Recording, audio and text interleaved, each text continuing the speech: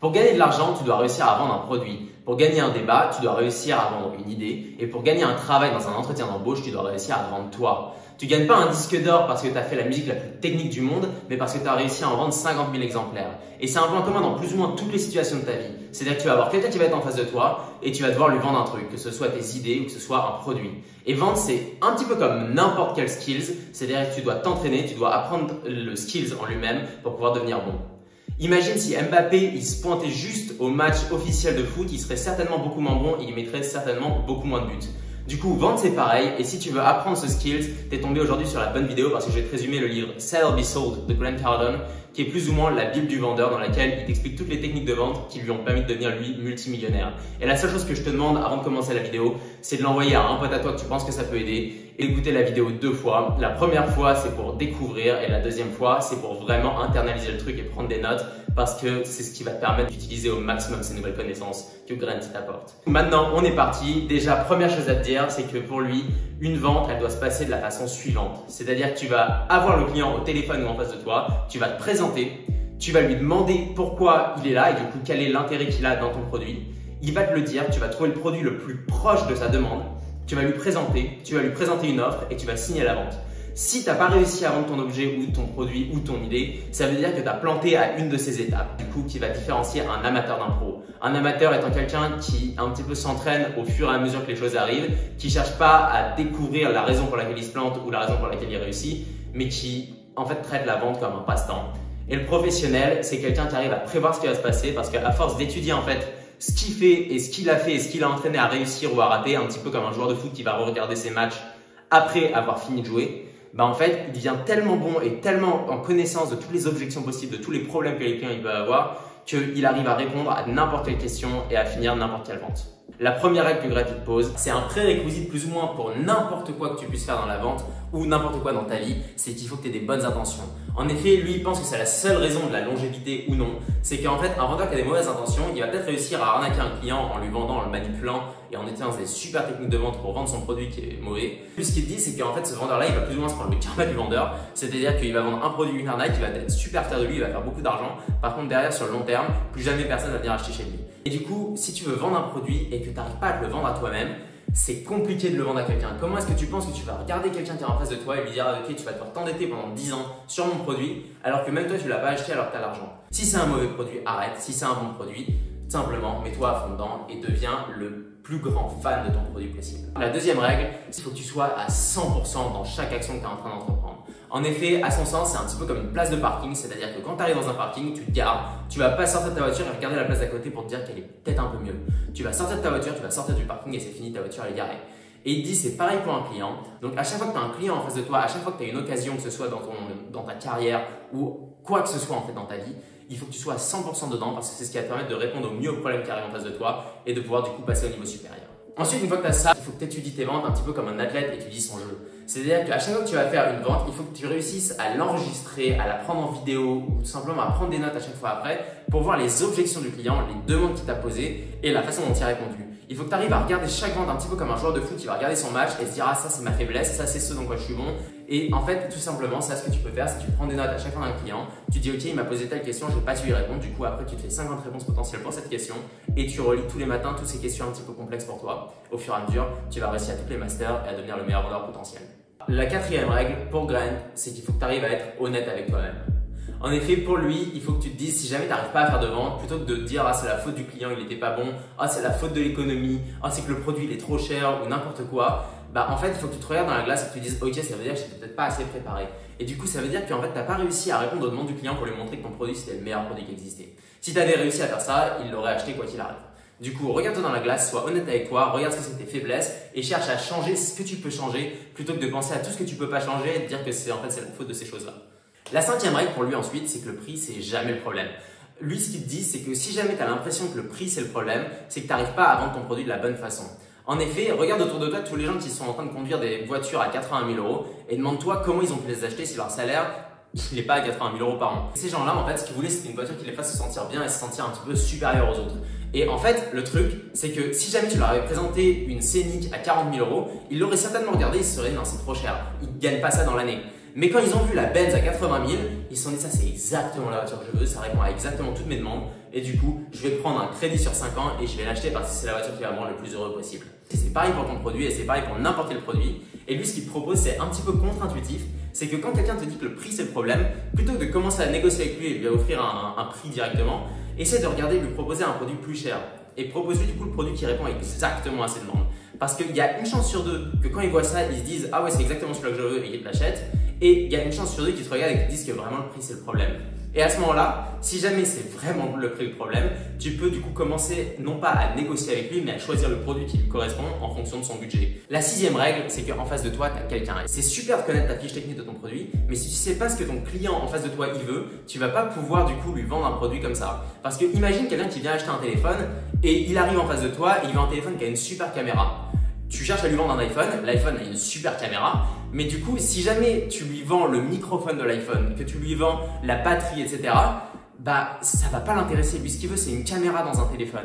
Du coup, il faut que tu écoutes, il faut que tu lui demandes ce qu'il veut. Quand il va te dire que c'est une caméra, tu lui vends la caméra de l'iPhone. Tu n'as pas besoin de lui vendre tout le reste, ça l'intéresse pas. Ensuite, une fois que tu as ça, la 7e règle, c'est de ne jamais écouter les mauvais vendeurs. Lui, ce qu'il dit, c'est que si jamais tu as quelqu'un qui est en face de toi et qui te dit que l'économie elle est mauvaise, que les clients ils sont pas super, que tu n'es pas dans la bonne zone géographique ou qu'il y a quelque chose un petit peu en dehors de leur capacité qui fait qu'ils font pas de vente et qui fait que tu n'arriveras pas à faire de vente, regarde leur nombre de ventes dans l'année et tout simplement on va voir quelqu'un qui est bon. Parce que cette personne-là, c'est juste qu'elle ne sait pas ce que c'est son travail, c'est un amateur et il faut que tu apprennes des professionnels, non pas des amateurs. Donc crée-toi un mentor et il faut que ce mentor, ce soit quelqu'un qui soit vraiment bon dans son domaine, quelle que soit la situation. La 8e règle, c'est que le premier oui, c'est le plus dur à obtenir. C'est un petit peu la règle socratique de toujours commencer par des petits oui pour aller au gros oui. Et ça vaut dans la vente aussi. Donc quand tu es avec un client, cherche à faire un sentiment où en fait le client va être en accord avec toi parce que c'est ce qui va l'entraîner à te dire oui quand tu vas faire ton offre.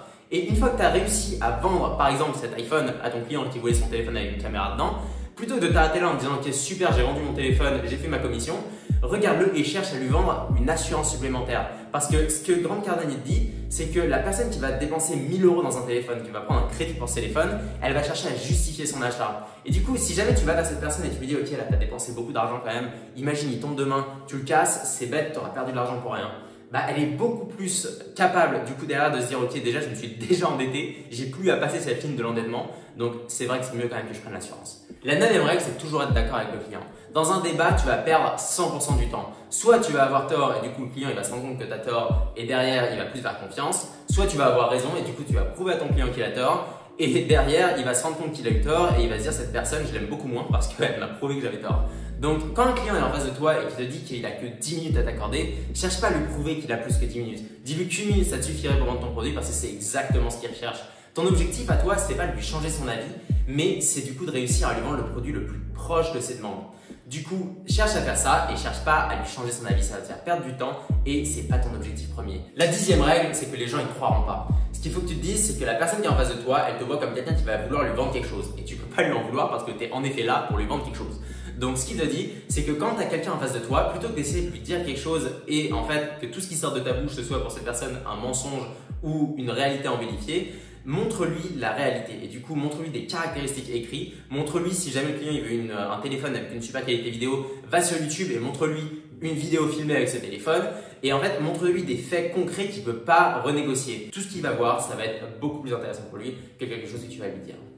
La 11e règle, c'est du coup de toujours donner plus que ce que tu ne vas prendre au client. Oublie jamais que le client, quand il t'achète un produit, il veut que la valeur qu'il obtienne de ce produit, elle soit supérieure à ce qu'il a dépensé pour. Du coup, toi, il ne faut pas que tu penses à la commission que tu vas avoir, il ne faut pas que tu vendes ta commission, mais il faut que tu vendes le produit en question. Il faut que tu vendes le produit le meilleur et le plus proche des demandes de ton client. Un service qui est tellement incroyable que le client il se dise « Ah vraiment, ça valait le coup de venir chez lui ».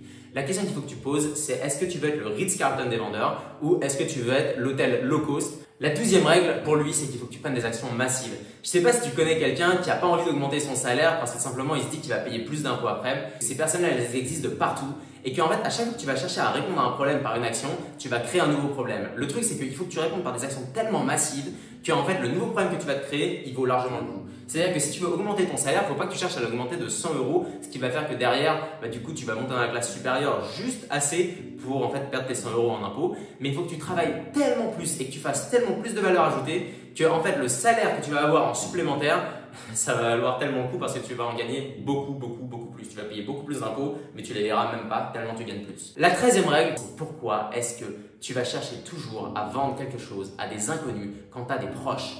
Lui, ce qu'il te dit, c'est que la meilleure façon pour toi de vendre quelque chose, de vendre un produit ou vendre un service, c'est d'appeler tes proches, d'appeler les gens que tu connais, donc tu connais vraiment les problèmes, tu sais que ton produit c'est un bon produit parce que du coup tu vends quelque chose éthiquement et tu as un bon produit que tu as bien choisi. Du coup, quand tu vas appeler tes proches, tu vas savoir comment ton produit va pouvoir leur répondre à leurs problèmes.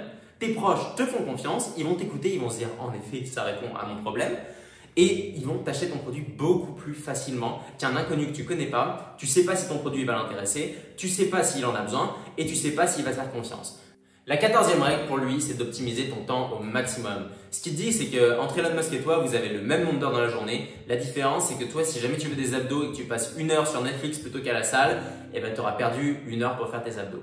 Du coup, ce qu'il te dit, c'est que quoi que tu fasses, il faut que tu prennes en fait tes objectifs long terme et que tu fasses pour chaque jour une liste de non négociables que tu vas devoir faire quoi qu'il arrive pour réussir à te rapprocher de tes objectifs long terme. La 15e règle, c'est d'être optimiste, d'être positif. Lui, il te dit, c'est simple, il faut que tu jettes la négativité le plus rapidement par-dessus bord. À son sens, chaque chose négative que tu veux mettre dans ta vie, que ce soit une personne, que ce soit une musique, que ce soit un film, une série, que ce soit quelque chose en fait extérieur à toi ou une pensée intérieure que tu vas avoir le matin au réveil en disant « Ah, j'ai pas envie de me lever », il faut que tu jettes ça comme la pire des ordures. Pose-toi la question de savoir combien de gens déprimés et dépressifs tu connais qui ont fait des choses incroyables et qui sont en train de faire des choses incroyables. Je pense pas que tu en connaisses beaucoup. Du coup, ce qu'il faut que tu te dises, c'est qu'en fait, à chaque fois que tu as une idée négative, en fait, elle va pas te servir à grand chose. Quand tu as un problème, résous-le, prends une action plutôt que d'essayer de te dire à chaque fois à quel point ta vie elle est dure et en fait, jamais le résoudre parce que si jamais tu passes 1 heure à écouter de la musique triste en pleurant sur ton canapé, le problème quand tu auras fini de pleurer, il sera toujours là. Et du coup, tu auras toujours le même problème. La 16e règle ensuite, c'est de te dire que quoi que tu fasses, il faut que ce soit un non négociable. Il ne faut pas que tu aies à côté une option plus facile que tu puisses prendre parce qu'à chaque fois, quand ça va devenir dur, tu vas prendre cette option de facilité qui va te sortir. Et donc, lui, ce qu'il te dit, c'est qu'il ne faut pas que tu attendes que quelqu'un te prenne par la main pour t'amener vers ton objectif de devenir meilleur en vente, etc.